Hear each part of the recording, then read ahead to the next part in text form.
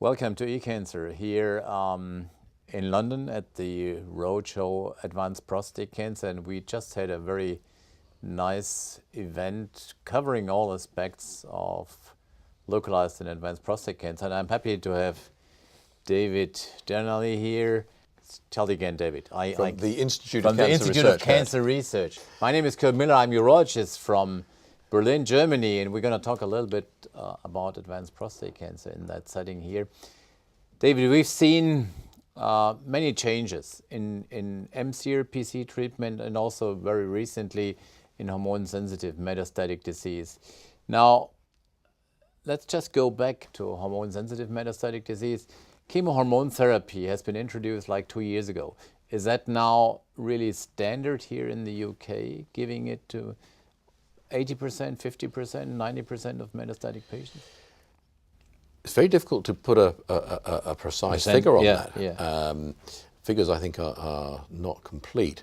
And it, of course, one's got to be cognizant of actually the average age of the patient who present with far advanced metastatic disease. Certainly not all men are suitable for chemotherapy. I think in the way that our cancer services are organised here, going through multidisciplinary teams, that men should be given the opportunity to have chemotherapy if they wish it. And I would like to be able to assure you that actually that happens. Are patients reluctant to accept actually chemotherapy in that setting? Not all men will want it. Yeah. Because it does impact on them and the way they lead their lives more than just having the hormone treatment. And so it's this balance between what they think they might gain against the obvious immediate disadvantages. So next step would be now that with this type of treatment now, 2 years so on the road, we see the first patients coming to mCRPC stage that have gotten chemohormone therapy. Does it make any difference for you if they now get to the CRPC stage? How do you treat them? So if they've had their chemotherapy up front, and then they develop progressive disease. So these men may well continue to respond to chemotherapy. So chemotherapy is still with the same chemotherapy docetaxel. That is still a very valid option. However, in the majority of cases, we would now move to what I think of as super hormone therapy, so the addition of either abiraterone or enzalutamide. So in these typical mildly asymptomatic patients, abiraterone or enzalutamide is standard first-line treatment? I think that is what most people would do in the UK. There continues to be discussion. All right. And then what would be the next step typically? Once the patient is progressing under abiraterone or enzalutamide, what would be the next step typically? Then the vast majority of patients would then move to docetaxel chemotherapy.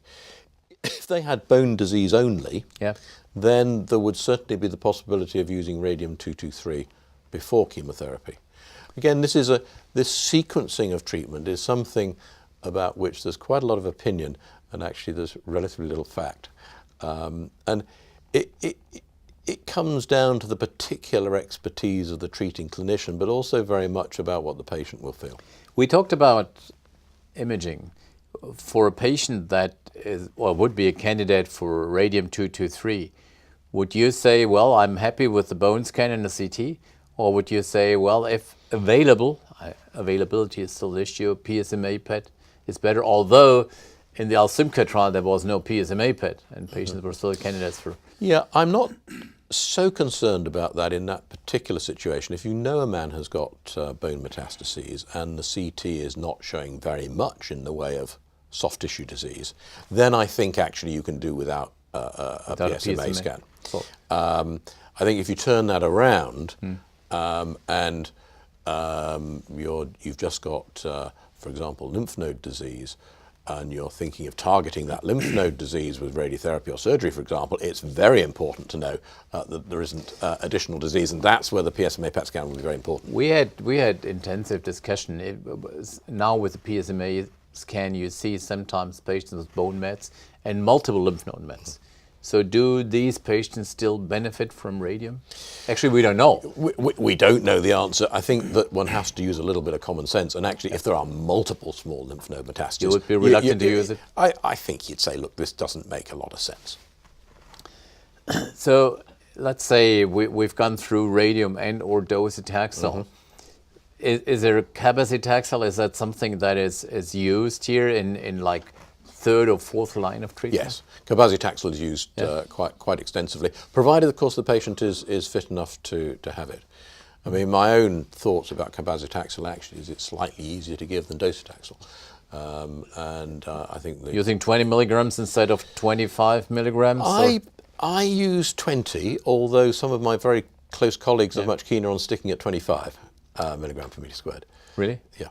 Although there's yes, potentially much more side effects and there's potentially a bit more efficacy as well, but I'm a 20 milligram. Okay, yeah, because like the first TANA trial or so have not shown any evidence that 20 is worse than 25 or so.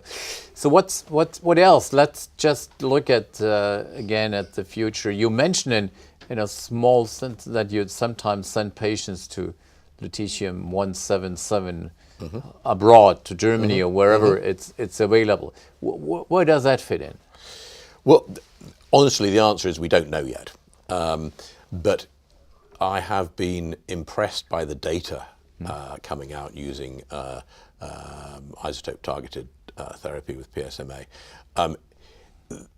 It's a very neat concept to link an effective isotope to an effective targeting molecule. And PSMA is a very good molecule for this purpose because it becomes expressed more as the disease becomes more advanced and more resistant to our standard therapies. So it's probably a better agent or drug, whichever you prefer to call it, actually in the more advanced stages after failures of earlier treatment. Definitely. And it's a totally different mode of action than androgen receptor, than chemotherapy, so we have a different mode of action. Yeah, I mean, it's a very targeted but non-targeted treatment. It's targeted physically, but it's not targeted biologically. Correct. David, thanks very much. Excellent discussion here, and I'm looking forward next time.